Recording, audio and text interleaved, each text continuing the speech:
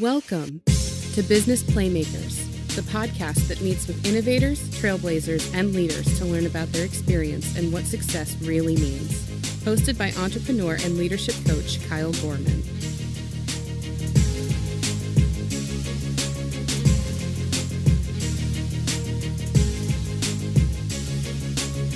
Business Playmakers is presented by the Employer Blueprint. Employer Blueprint is dedicated to management and leadership development through one-on-one coaching and group seminars. You can find free resources from Employer Blueprint through YouTube, Facebook, and Twitter. And for more information, simply visit employerblueprint.com.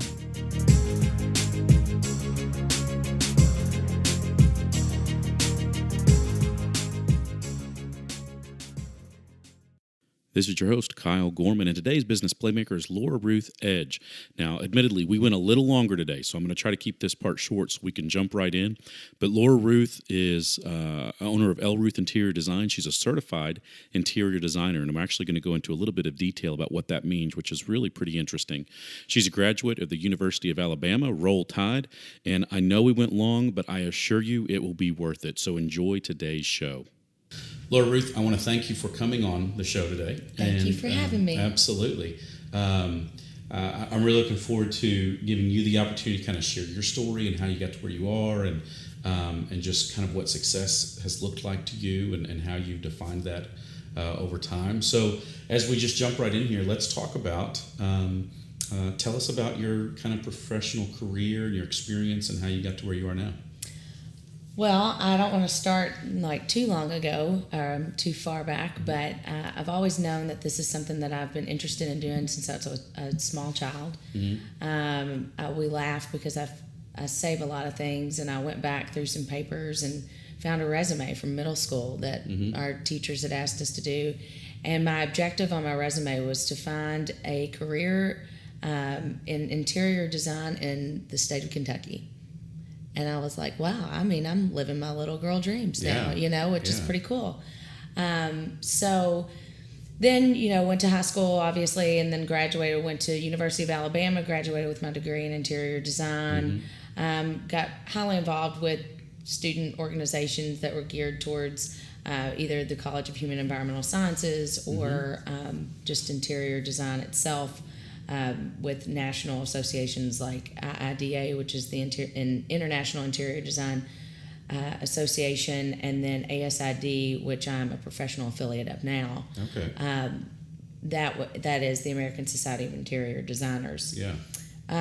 Graduated in 2005, and now I started working for the company I did my internship with in college, Hubbock & Company. Started with them in February of 2006. Mm-hmm. Then about 2.5 years later, just decided it was time to take a leap of faith. And, I never looked back. I still have a great working relationship with Hubbock's. If I ever need any product or anything, I'm able to order things through them that I'm not able to access here, right? Which is kind of nice. But also... everybody kind of laughed at me. I didn't really think about it at the time. It was 2008, which was not supposedly a good time to go into business. I lived by my faith, and I felt like God was pulling me in that direction. Yeah. And started my own business October 1st, 2008. Yeah. And I've not looked back. I've literally been sprinting ever since. Yeah. And jumping hurdles too sometimes. It's like the Olympics. Yeah. I find it really interesting whenever I do talk to people that started their business in that kind of 2007 to 2009 time frame, because it was such a unique time. And, of course, there are a lot of businesses that came out of that and made it. But I didn't know any different. Right. If that tells you anything. Right. It had zero effect on me. Yeah. Thank goodness. I feel very blessed because of it. Yeah. But it was intended. I mean, that was obviously part of God's plan for my life. So I'm glad I listened. That's neat. That's right. That's right. There are a lot of reasons not to, but sometimes you just got to do it. I'm glad I listened. Yeah, that's really good. And actually in 2008, with my degree in interior design, and the reason I'm bringing up my degree is I think if there's any young people that are listening to this to try to find, where do I start with this industry, obviously a degree is very important. I think a lot of times people confuse interior design with decorating, and decorating is a part of what we do, right, but it's not the whole gamut. And right. So we always tell people, we work with them from their plan to their last throw pillow, and everything in between. So I had to do 2 years of experience under a certified interior designer because of the legislation in Kentucky, because I wanted my certification. So I waited a little while, and I took my examination. It's at the time it was a 3-part test, but it's a national examination. It's NCIDQ, National Council for Interior Design Qualification. Right. And once you pass this really long test, we'll leave it at that, once you pass, then like in the state of Kentucky, I can apply for certification, and that is kind of the main criteria, is passing that examination. So went on and got my certification, and here I am. Yeah. So. And on that certification, I think, just for kind of the listeners out there, you had made a comment about a lot of people kind of think it's better than being a decorator.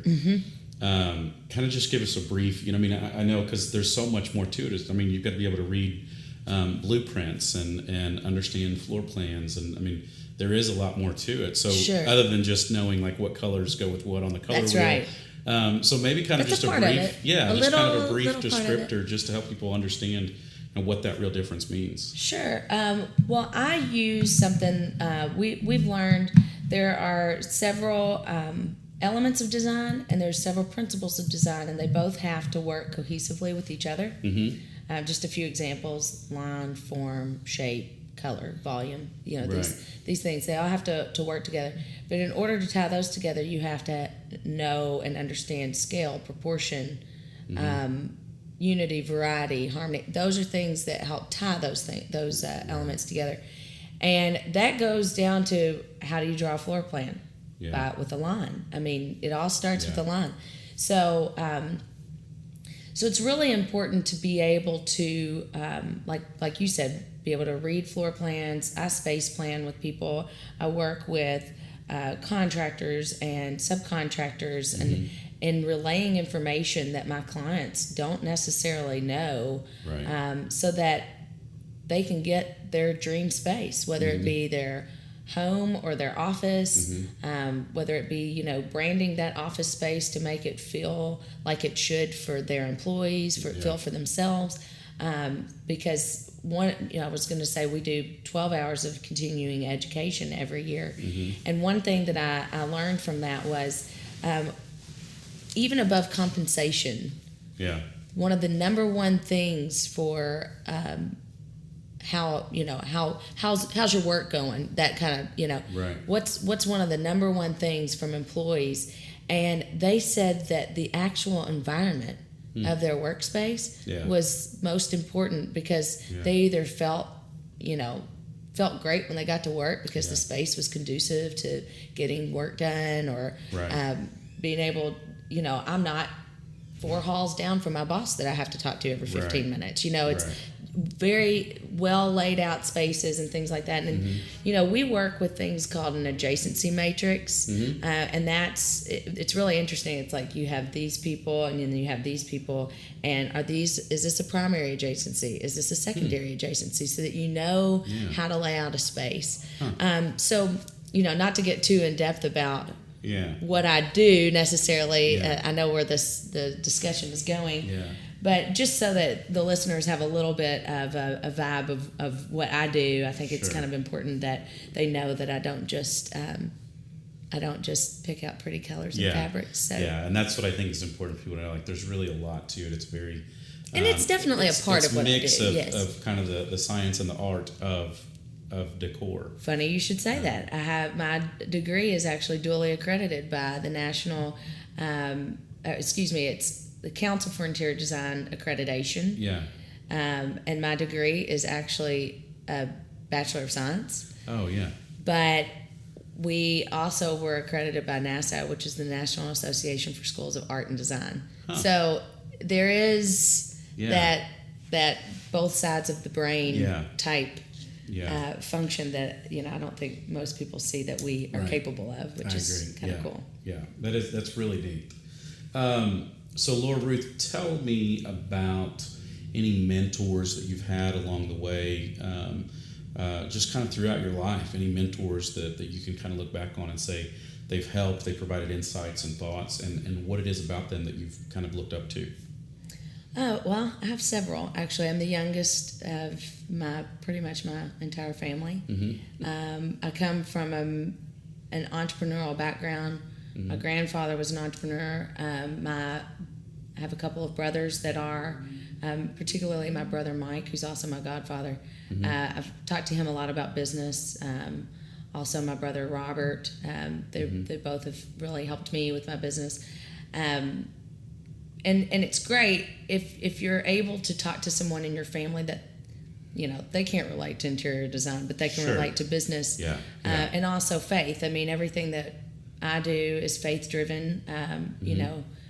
The way that I run my business is based on my faith, and so they get me. And being able to talk to my family about how I want to do certain things, I don't have to worry about them going and talking to somebody or whatever. All 5 of my brothers have been very instrumental in one way or another. I have my brother John, who's a coach.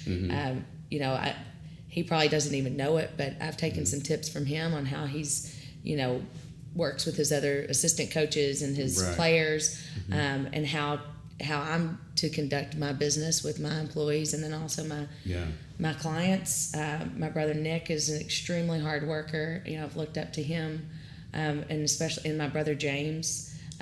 He's a man of great routine, and I've looked up to him. And then especially, I'm trying to call out all of them, particularly because they all have done something very special for me. My sister Ann, who is actually the heart and soul of my company. It used to just be she and I at one time. And then, I do some reading. I follow other interior designers, which I think is really important, because they'll have blogs or things like that, and I'm able to kind of follow what they suggest or what their successes and failures are, and things that I find after several years in this business that I have discovered. Oh, I can relate to that. I understand what they're saying with this.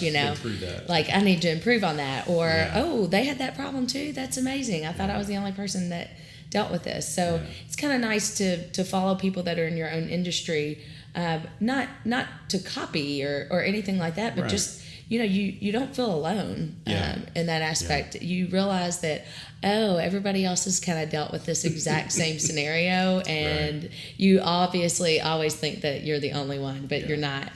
But I mean, like I said, I've had aunts and uncles. Particularly my Aunt Ruth, who I've named my business after, and my mom, who is she's very business minded. So it's just, I've been blessed with people in my own family that I can look up to that come from the same like-minded background, and again using our faith to kind of guide our decision making, whether it be personally or in our business lives and things. So I would say if you have that privilege of having somebody in your family that you can look up to, you don't take it for granted, because I've been fortunate enough to have a lot, but do follow people in your own industry, because you never know what you'll learn from them, and you may not know them personally, but they can be kind of a distant mentor for you in that aspect. So and I think that's good. You've got sometimes it's nice to know. Just that other people have been there. It's nice to know you're not alone, and it's nice to be able to hear things from people to say, so that whenever those situations come up, you can kind of refer back to that and be like, I think I remember something about this, and absolutely, maybe this is how I can navigate this situation, so that so that I don't have to go through the school of hard knocks on this, at least on this one. Right. And although I do have to say, I've was kind of thinking about some of the things I felt like I wanted to say, and I do happen to be long-winded, so you might have to cut me off sometimes. But I do find that it's really important to learn from your own mistakes too. Sure. Because although people can understand, and although I can, listen to someone's podcast or listen to someone's or read a blog or whatever, and kind of hear that, oh no, I'm not alone or whatever. It is nice to kind of see, how do you handle the pressure of a situation that you're unfamiliar with, right? And I do think that there are ways to find out what you're made of dealing with those types of situations. Not that I recommend it all the time, but I do think that it's really important, to kind of rely on your own instinct on how you need to deal with things. And, I've said this a few times in this podcast that, I rely on God and my faith to guide me through this. I mean, before I came for this interview, I asked the Holy Spirit to help me through it. So, I do think that it's very important. I think in our society, a lot of people will try to compartmentalize or separate their faith from their work and their personal life and everything. I'm like, it's all integrated, Yeah. So that's really good. And I often talk sometimes about that when people talk about work-life balance. I say there's no such thing.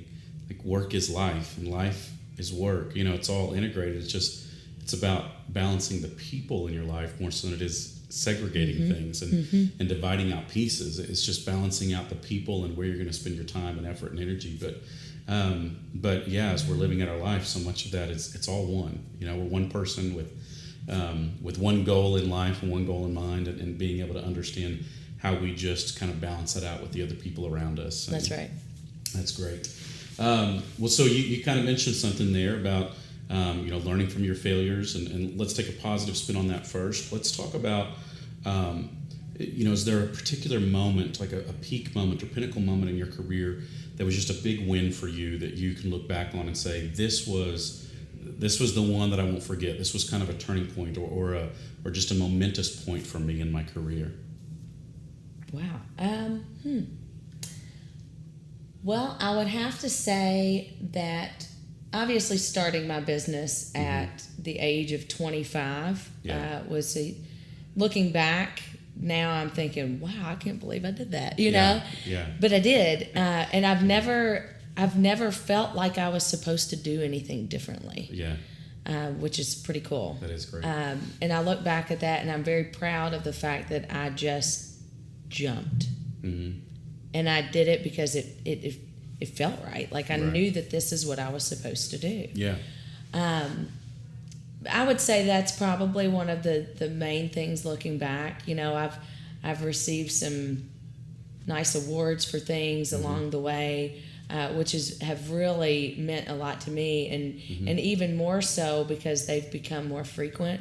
And I've never taken any of those awards for granted because somebody took the time out to nominate me for that. Yeah.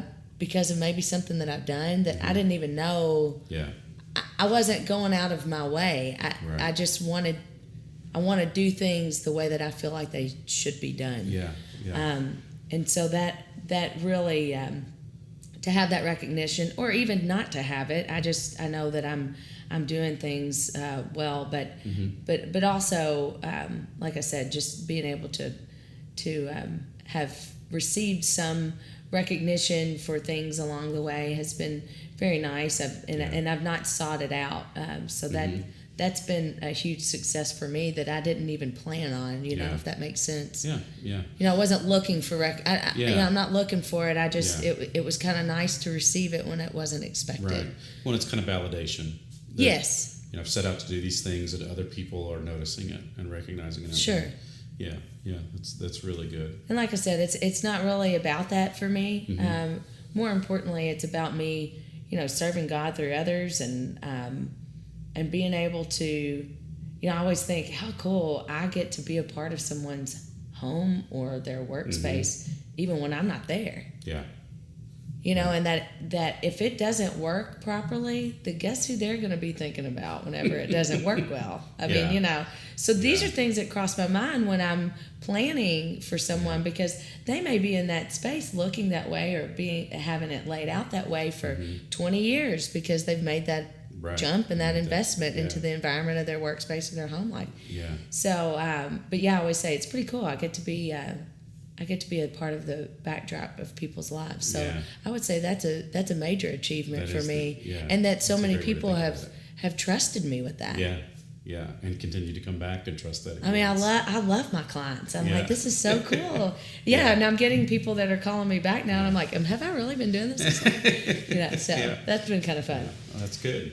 Now, and you talked about kind of learning from your failures. So, so far through the course of your career, is there any one particular failure that really just stands out, that you think this is the one that I'm going to be telling my family about for years, or that I've got to tell others, like, don't do this? Or was there anything that really stands out as kind of that failure in your professional life so far that you've learned from, but that you really recognize as that one you wish you could take back?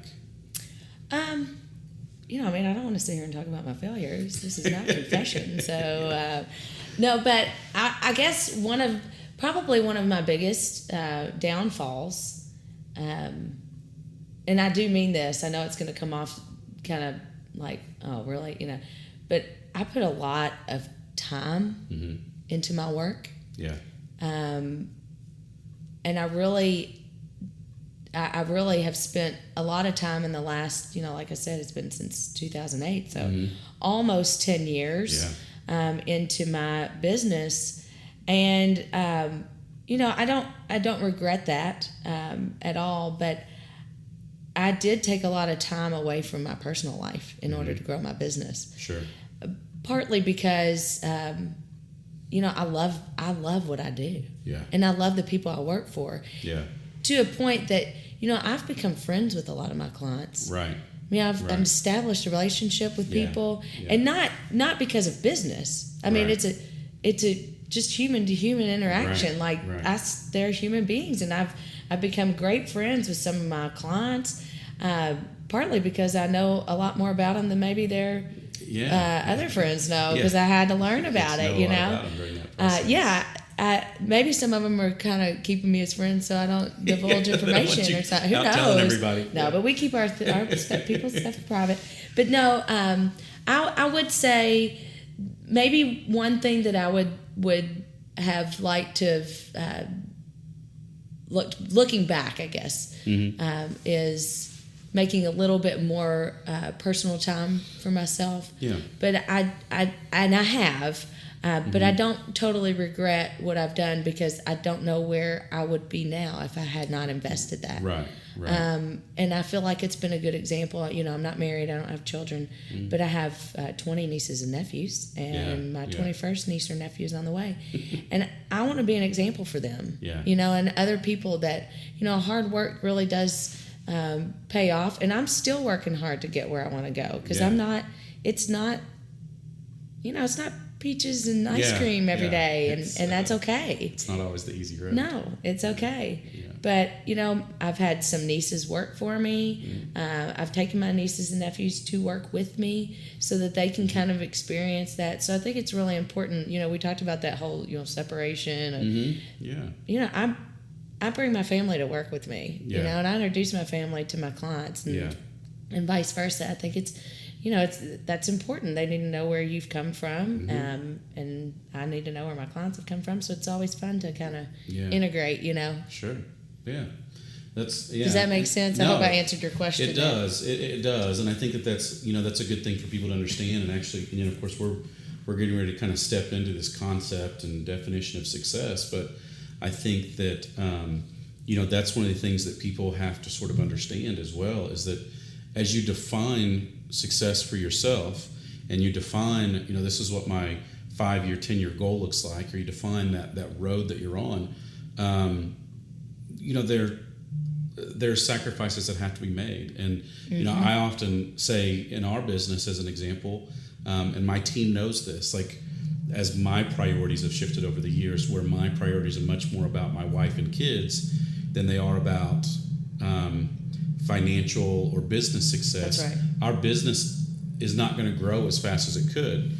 And I often, my team knows that, and they have to know that I know we aren't going to be as big or as fast in growth as maybe what we could be if I dedicated this. But I balance that with I'm going to spend time with my wife and kids, and therefore I try to bring people on my team that's a priority for them as well. But that's also the sacrifice you make on your business. Right. Which is right. Yeah. I mean, yeah. it's just and like that's the thing. a family friend of ours, a priest said, faith first, family, and I always, then friends, and then fitness and finances. I mean, you have to be able to provide for your family. Right. That's one thing. Right. But if you're doing it so much as where you are not providing time for your family, that's a problem. Yeah. And that's where, and I still have to balance this out, Yeah.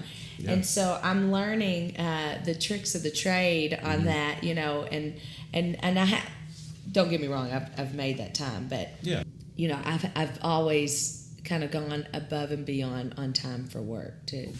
So, Laura Ruth, let's kind of shift gears here a little bit too, and you talk about you've really taken that time to focus on your business, and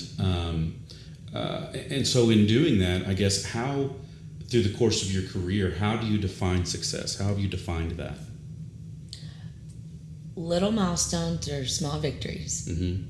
So every project that I do well for a client, sometimes scheduling gets in the way, and I always, I feel so invested with work. I would say, going back to one of your other questions you were asking, what's one of your failures? I think one of my other failures would be that I take a lot of responsibility for things, even if it's not my responsibility. Yeah. And so,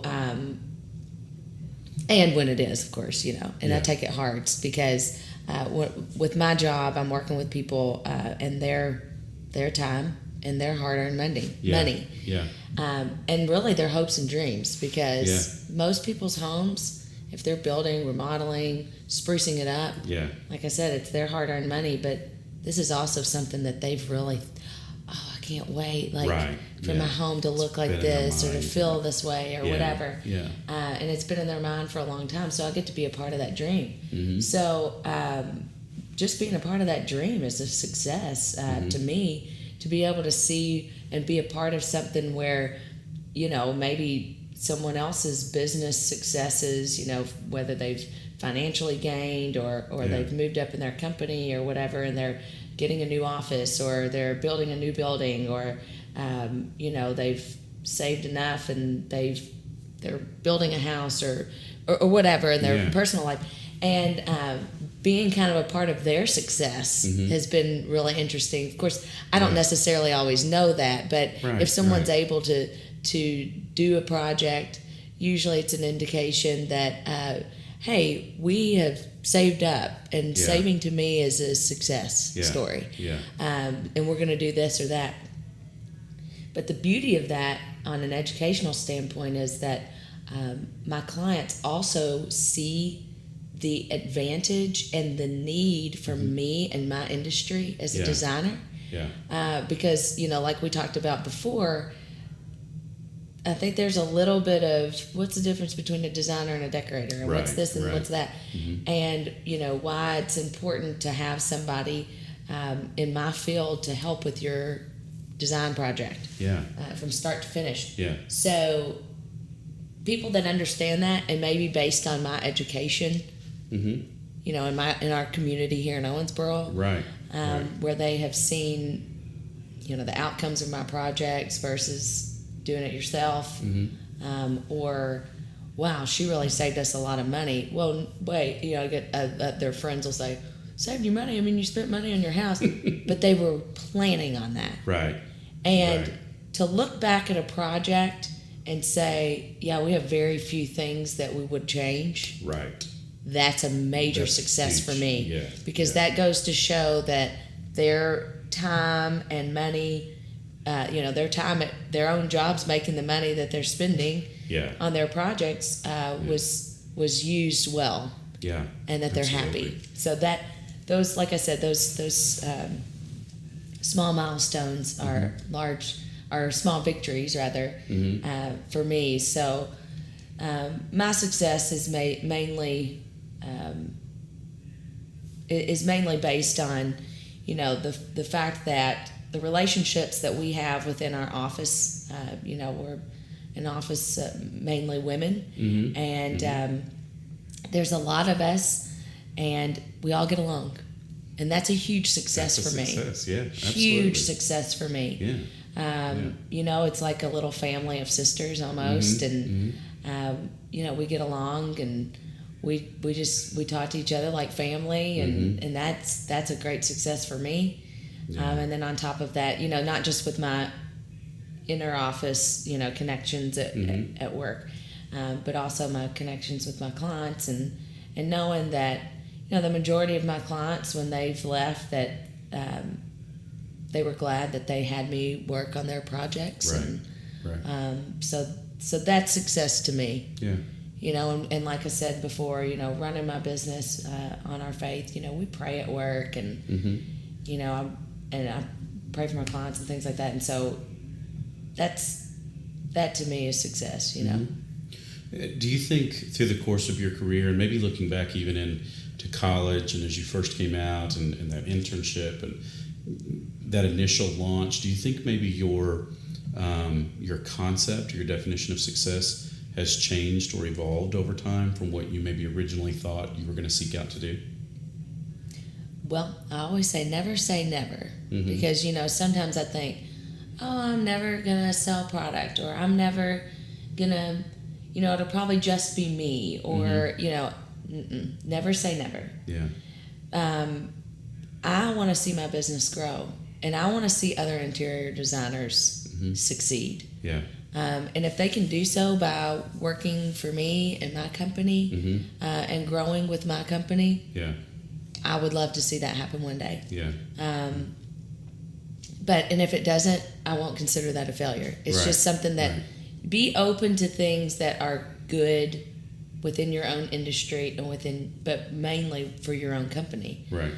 Because the more of us that there are, the more people we can help, or the more of us can help on one project or whatever. So, but yeah, there's definitely power with like-minded people and just teamwork. I mean, teamwork makes the dream work. So they say. And, that's right. And I feel like I say that almost every day at work, which is kind of fun.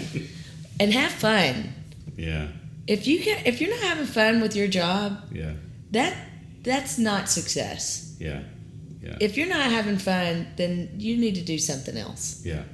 I have fun with my customers and my employees every day. I mean, we have a great time.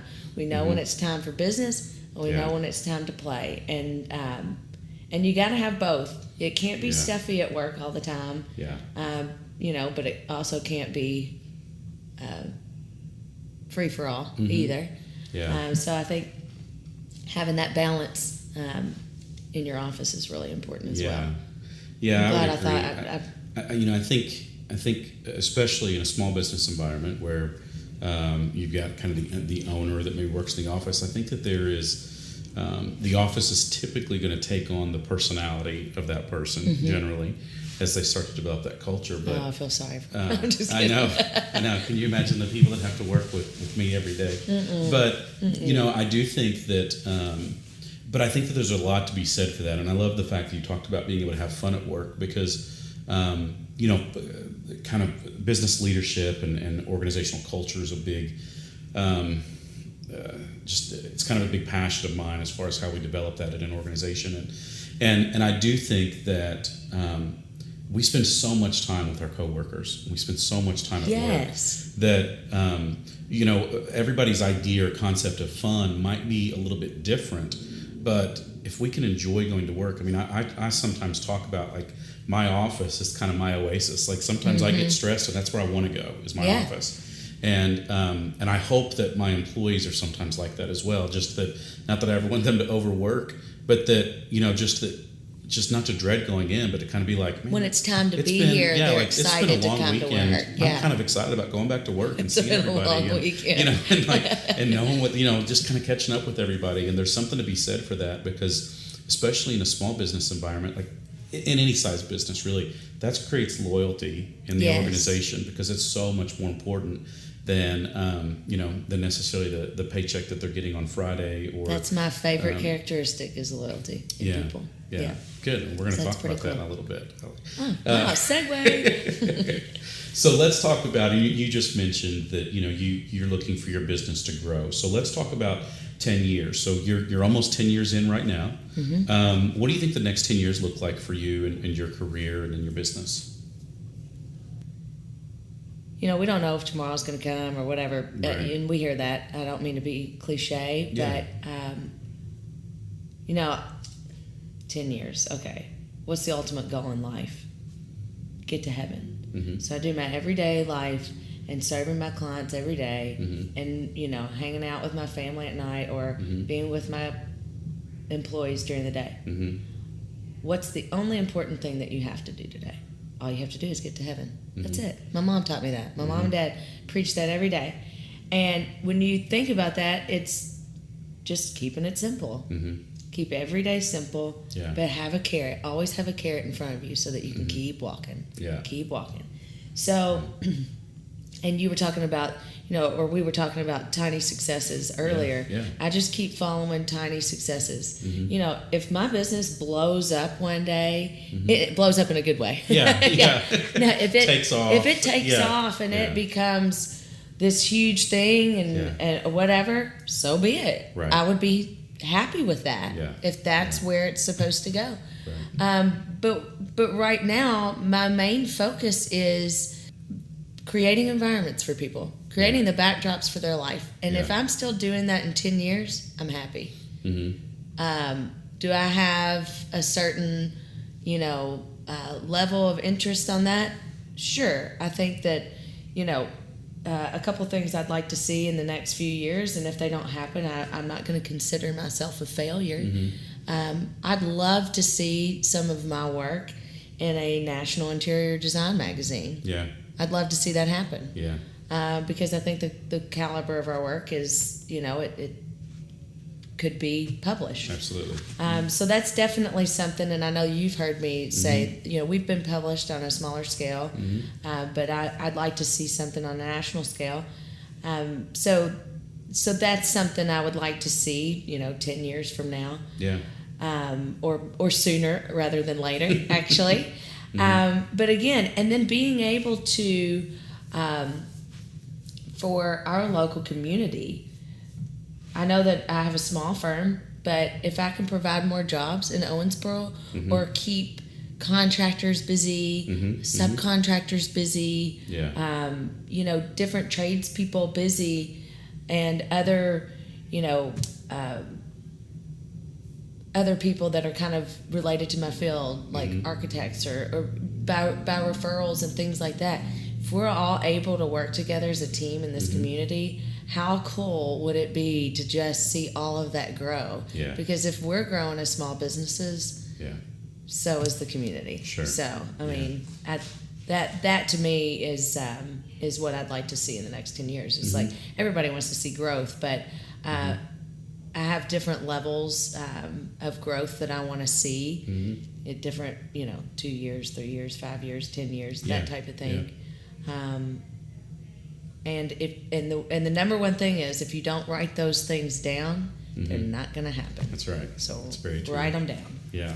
There was something that you said there, and so this is just kind of an off question, but you talked about creating the backdrop for your life. Do you market that term at all? But I totally should. I've used it before, but it's just totally true. I mean, yeah, I love that. That concept. We're all just on the stage of life all day, every day, you know, and creating the backdrop for your life. I really like that. You need to. Thank you. Yeah. Thank you. You need to coin that one. I like it. Consider it done. All right. It'll be on the next brochure. Yeah, don't put this podcast out there until I have that on there. Done. Yeah. That's right. But no, we've used that several times, but it's true. I mean, I don't say it because it sounds cool. I say it because it's true. Yeah. You know, so. Well, and to that point, and I'm certainly not saying anything you don't know, but in your industry, the things that you do, I mean, I sit here in my office as an example, and I talk about this sort of being my oasis, but when I close my eyes and I think about things that I need to do, or I think back to memories, there are going to be memories of those spaces that come up, whether it be someone's home or whether it be their office or whatever, that those memories they have of situations, that is the backdrop. They're going to remember, like I can remember as a kid, like I can remember what my house looked like when I was 6 years old. And there's a memory that goes along with that the memory isn't about the house. It's about what happened when my brother fell down the stairs or whatever. That's right. But there is that backdrop that's there. And I think that's a really Very interesting important kind of concept to that. So I know that you and I are about the same age, and so you've got a few years before this comes up. But have you ever thought about what the idea or concept of retirement looks like for you? Sure. I do think that I will probably slow down a little bit, but I love my career so much that, if I had to think about, okay, if I was the same mind, and I'm whatever age I need to retire. Sure, yeah. What would I do at that point? What would I do at that juncture? And I really feel like I would still be doing interior design. Yeah. Because I love what I do. So I don't know that I will ever stop working. Yeah. I don't know that. And that's why I say never, because who knows what's going to happen. Yeah. And I don't want to look back and say, well, I said at 51 years old and 6 months in that I'm going to do this or that or whatever. Yeah. There's a certain level of leaving it up to God. And actually, I just leave everything up to God. And my life has been really simple because of that. Yeah. But no, I think retirement for me, I will probably slow down and, enjoy my family and friends, and which I'm doing now. But I'm working at a much faster pace, and I think I'll work at a slower pace and maybe at my own pace at that time. Yeah. But I'll travel more and do some more things that I don't know. Who knows what's going to happen? Yeah. But retirement to me is not totally different than what I'm doing now, because I'm doing what I want to do. Right. And that's what retirement is to me, just doing what you want to do. Doing what you want to do. So, when you want to do it. That goes back to me saying, if you're not having fun with your job, you need to really consider another career path, because you're not where you're supposed to be. Yeah. I think that's great advice to anybody. Because I hear a lot of people even that retire and then they're not having fun with retirement, and I'm like, oh, well, hey, okay, so yeah, I'm going to work every day and I'm having a good time, and I'm having a great time. So yeah, who's got that? Just have fun. Just have fun. So what do you do if you walk out of here today and on your way back to the office you get a call and find out that you just won $1 million? What do you do with that money? Okay, so I've definitely thought about this before. I think we all have. There's actually a few things that I would do. One, I would first give. I would give to the church and give to those in need. And actually, I have a really cool story about that. My mom and I used to always play in fact, we still play this game. If you won $1 million, what would you do? Yeah. And, at that time, I think I was in late high school or early college, and I was thinking of all the things that I would do, and kind of selfishly, you know. And my mom starts talking about what she would do, and I've adopted this because I think it's so cool. She said, if I won $1 million, I would buy an old beat-up car. And this is all after me saying, I would buy, I'd get this, I'd get, when I was a kid, I always said I wanted a Porsche, I'd get a Porsche, all these things, It was all stuff, which, by the way, doesn't make you happy. Right. But she said an old beat-up car, and I'm just thinking, well, heck, you could buy an old beat-up car now, Right. But she went on to say, I would buy an old beat-up car, and I would go to bad areas where I knew there were deserving people and put money in their mailbox and just sit in the car and watch them open it. Oh, wow. And I was like, yeah. That's neat. That's it. Like, you got to take care of people. Yeah. And so I think that I would do, like I said, I'd give to the church, and I would do something cool like that. So if you ever hear that happen, it probably wasn't me. I doubt I'll ever win $1 million. But no, I mean, I think doing something, kind of spontaneous. Yeah. I would probably do something spontaneous, and then I would definitely invest. Yeah. Because I want to leave behind. I want to leave some. I'm not expecting to have a huge fortune when I die. If I do, great. But I want to leave something behind for my family. Yeah. So that they don't have to worry about things, and and that maybe they can treat themselves or whatever to something from my behalf or whatever. But no, I would definitely do something probably spontaneous. Mm-hmm. I would give to others and give to the church, and then I would invest, because $1 million nowadays is. You can go through it pretty quick. Yeah, you can. But I like to save, so that's good. Yeah, that's right. Yeah, it's kind of unfortunate, but that's the reality. It doesn't take much to go through $1 million these days. It's just no. But it is nice to think about. It would last me a long time. I'll go ahead and tell you that. $1 million could last me a long time. In fact, I probably could retire on it, because I don't have to have things to make me happy. But I definitely, I think people even asked me if you hit the lottery on that, $500 million or whatever it was. It was crazy. And I'm like, I'd keep working. Yeah. I don't think I would stop working. I always say we would have the best recruiting company in the world. In the whole world. In the entire world. Yeah. And the interior design company, it would be, Ruth would be. Yeah. We'd have the Ruth high-rise overlooking the river. I mean, who knows? Sky's the limit. That's right. With all that money. With $500 million. So let's kind of shift gears here. And let's talk about how we help others. And the first thing we're going to talk about is kind of personality characteristics. And you already touched on this a few minutes ago about loyalty. And so let's talk about some characteristics that define that define your favorite boss or coworker, peer, but just in general, just personality characteristics that you gravitate towards and that you think are important in other people. Number one, loyalty. Mm-hmm. Absolute loyalty. I'm loyal to my friends and my family and my employees, and I expect the same thing in return. Yeah. In fact, to a point, I don't actually think about it. Mm-hmm. And when I hear of situations, or you see something on TV and someone's, deceiving somebody else, I'm like, how do people do it? What is this? So loyalty, honesty is huge. Just be honest. Mm-hmm. It seems so simple. Right? Yeah. And nobody wants to mess up, but you just gotta be honest when you do. Same thing, like if I mess up or do something, you just gotta tell your client, like, hey, so this happened, or I forgot to do this, or whatever. And it's not bad to get a kick of humility every once in a while too. So honesty will keep you humble too. So and then I had one other one I wanted to mention. Oh, dedication. Oh yeah.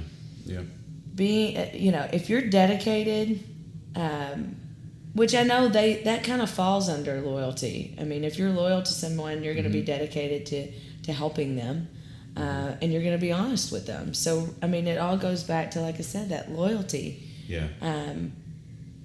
Stick with me. Stick with me, and so whether it's someone sticking with me or me sticking with them, that opens the door for that dedication and that honesty and just treating other people the way you want to be treated. I mean, that's it. Yeah.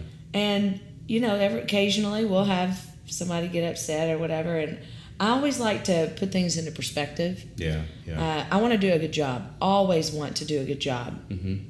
Never want to be anything less than that to anyone. But I do realize that I'm not in the medical field. I'm not saving lives, and some of the decisions and the finishes and the layout and things like that have an effect on health, safety, and welfare of the public, things like that. Yeah. But I'm not a surgeon or something like that.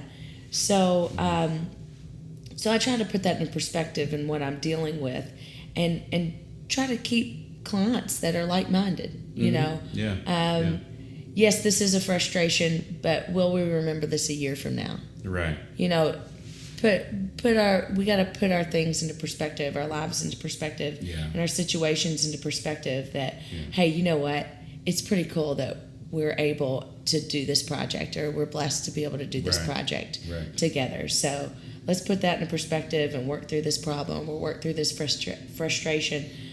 Because one guy that my friend David is like a business coach to me, and he said, you're not usually mad at people.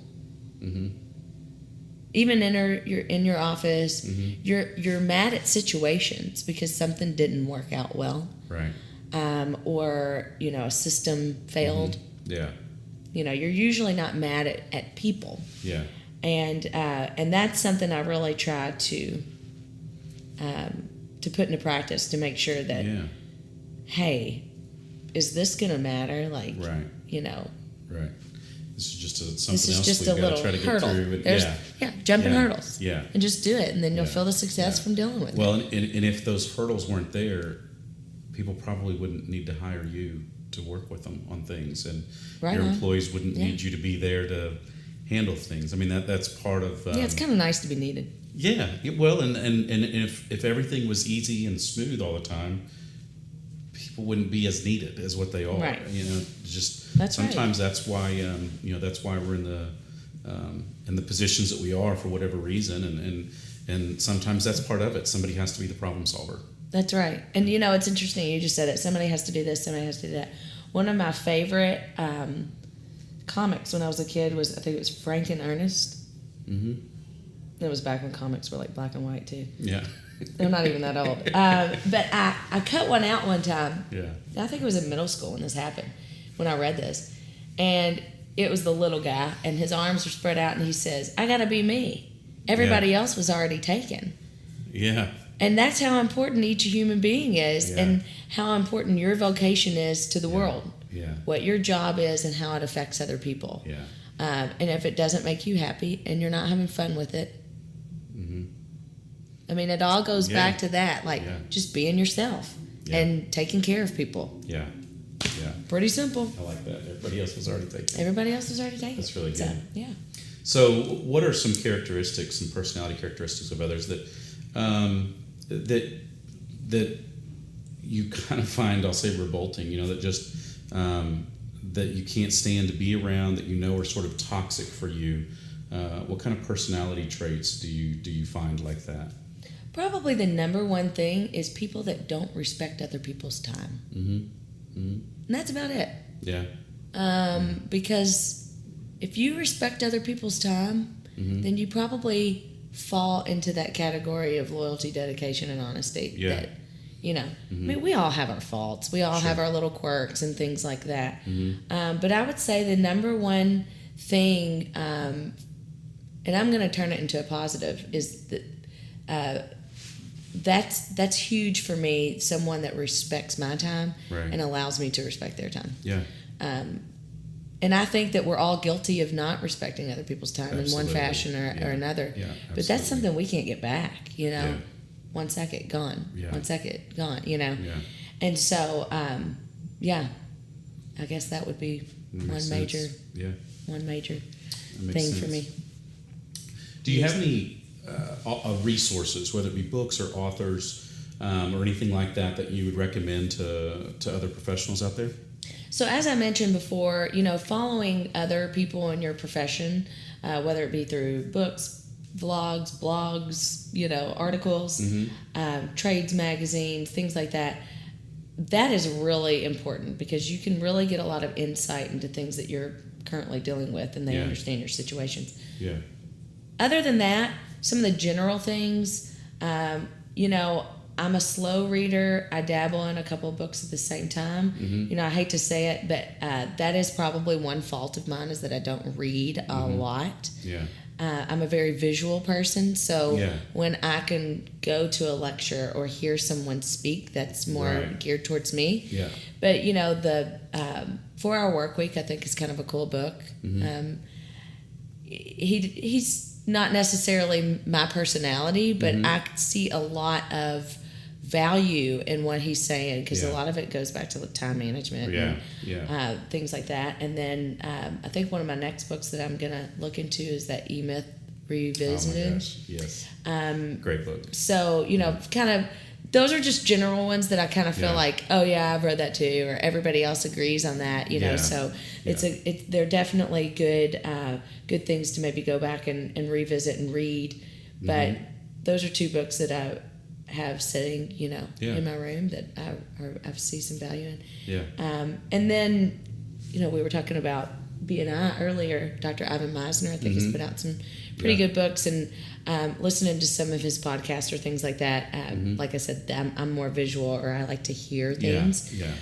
That's great for me. So anyone that's in the creative field, if you can go to a seminar or go to something that's an example to learn from, that's probably even better than reading, because the people that are in my creative field are going to fall under that category a little bit better. Yeah. Fit their learning style better. That's right. Yeah. So before we close out, what advice might you be able to give to other professionals that are striving for success? Be yourself. And I know that sounds super cliche, but everybody else was already taken. No. No, I mean, be yourself. Have fun. If it's not working, fix it. Yeah. Don't make everything so, I can't mess up, or I can't do that. Yeah. Just move on. Yeah. And if it's something, you have to learn how to forgive others, forgive yourself, deal with situations, and move on. Mm-hmm. And most importantly, serve God through others. Mm-hmm. That is it. Yeah. The way that you're going to take care of yourself is if you take care of other people. Mm-hmm. And have fun with it. Yeah. I know that sounds like a lot of things, but they're all integrated. And, just don't take yourself too seriously. Yeah. And there's times that you need to take things seriously, of course, like with your accountant or your attorney. But no, right. I've had fun with those folks, but don't take everything so seriously. We're all people in this world. Yeah. We all want to have fun. We all want to enjoy doing what we're doing, and just be real with people. Yeah. Yeah. Those are my. I know that there's probably I probably hit like 10 or 15 different things, but that's probably my top 10 or 15 different things that have to integrate together in order for you to create success for yourself. Yeah. And we're all striving for the same thing. Yeah. Like I said, final goal in life, get to heaven. That's right. Just strive for that success. One day at a time. That's right. Yeah. Well, very good. Laura Ruth, thank you so much. I know you're very busy. I think it took us 3 or 4 times to even try to get this scheduled. Oh, yeah. I'm glad we finally made it work out. Me too. Thank you. Appreciate you coming on the show, and thank you for just taking the time. Thank you. And if I can also say, if anybody else that's listening to this is, kind of looking for ways to keep themselves accountable, I guess, to their dreams or their goals and things like that. Yeah. Do things like this, because this podcast actually brought about things that are in my mind, but I've had to verbalize them again. Yeah. So don't ever hesitate if you get a chance to speak publicly, even though, like I said, I'm not a public speaker by any means. But if you have the opportunity to share your story or share your successes or failures or whatever, I wouldn't harp on your failures. I think that's kind of a downplay. Yeah. But definitely take these opportunities, because this has been really great for me to see, okay, I'm on the right path for this. I need to change this, or, so thank you very much for having me on the show. Well, thank you so much. I appreciate you taking the time. Thank you.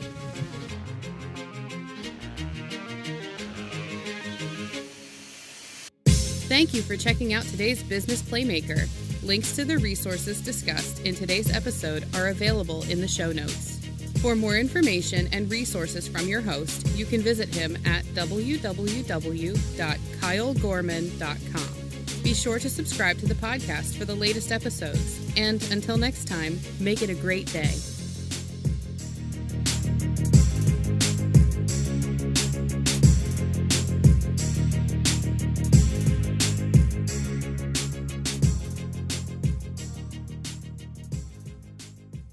Hey, this is your host, Kyle Gorman, and I just want to mention that Laura Ruth had mentioned how beneficial it was to be on the show and to kind of go through this process. So I just want to throw out there that if you are a business playmaker or if you know of a business playmaker that you'd like to have on the show, please reach out and let us know. You can contact me through my website, www.kylegorman.com. Feel free to reach out and let me know. I'd love to talk to you and see if maybe you're a right fit to come on and join Business Playmakers. And until next time, have a great day.